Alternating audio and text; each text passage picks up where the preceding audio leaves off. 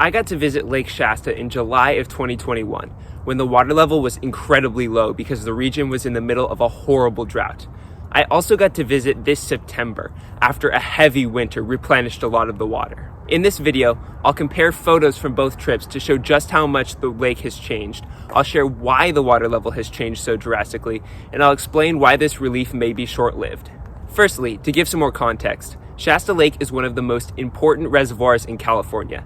It's the largest reservoir in the state, and it's part of the California State Water Project, which supplies water to the farms and cities in the Central Valley. To show how bad the situation at Shasta Lake got in 2021, I need to show you how bad the drought was. This is what the drought monitor looked like when I visited in September of this year, and this is what it looked like when I was at the lake in the summer of 2021.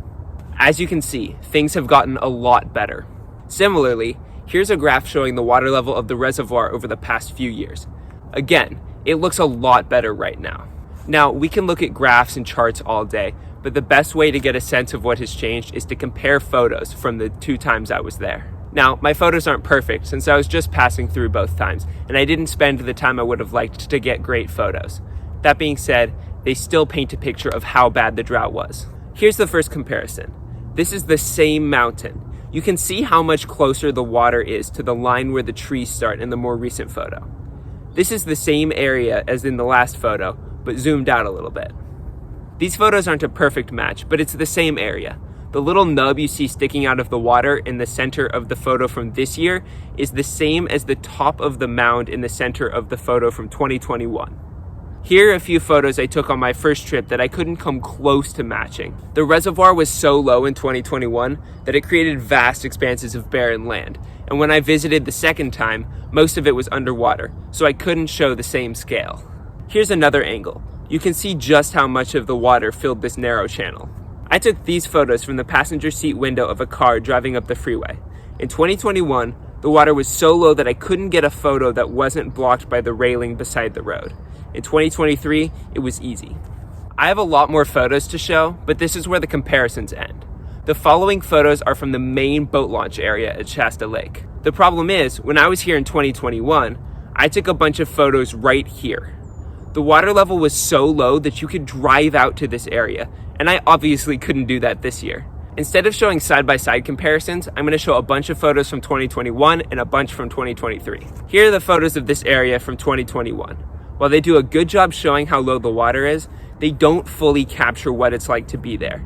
These are all very zoomed out photos, so you don't get the same feeling of shock that I got when I was standing under these towering barren ridges. Here are the photos from 2023. These photos feel refreshing. The boats are closer to the line where the trees stop, the water is high enough to obscure most of the barrenness, and it generally looks healthier. Here's one comparison I can do for this part of the reservoir. This is an old boat ramp. When I visited the first time, this was what shocked me the most. How does a boat ramp not even reach the water? Well, when I returned this year, it did. This was the most tangible part of the change, and it highlighted the scale of the difference. Now, just because the reservoir had improved a lot in the 2 years since I'd been there, doesn't mean it wasn't eerie. There was one part of the reservoir that hadn't flooded recently, and there were trees growing in the valleys between the rolling hills of barren dirt. I found it very strange to be standing in the shade of trees that were growing in a spot that was underwater not too long ago. After all, the land around these trees was barren because it had been underwater for long enough to become resistant to new growth, but these little valleys created pockets of habitability. These trees seemed older than the drought of the past few years, showing how infrequently this part of the reservoir receives water. So, how did all of this happen? Why did Shasta Lake get so low, and how did it refill so fast? Does this mean that we don't have to worry about droughts because the reservoirs will just be refilled in a few years? Firstly, it's important to note that reservoir levels always fluctuate. Precipitation levels and water usage fluctuate from year to year, which is why there have always been times when the reservoir is super low and times when it's super high. But this is changing as the climate crisis unfolds.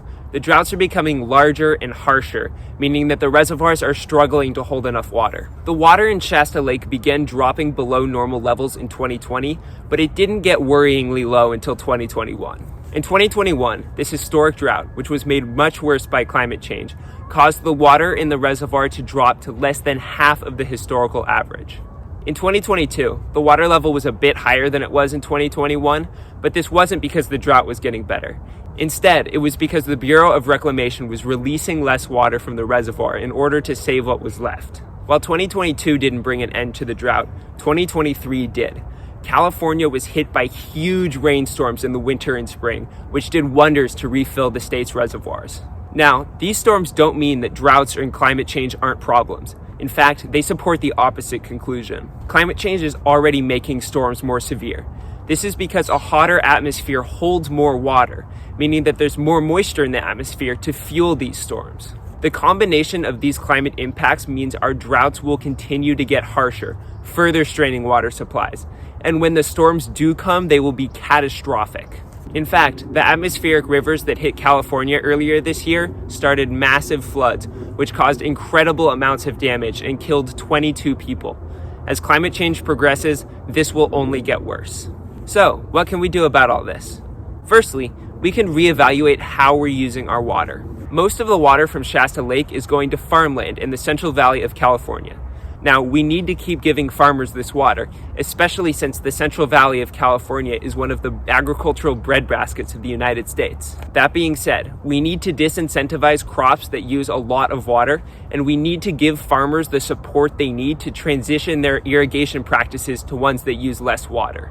Using our water more efficiently will help, but it alone isn't enough. We need to stop climate change. To do this, we must stop burning fossil fuels. The longer it takes for us to transition to renewable energy and stop pumping greenhouse gases into the atmosphere, the worse climate change will get.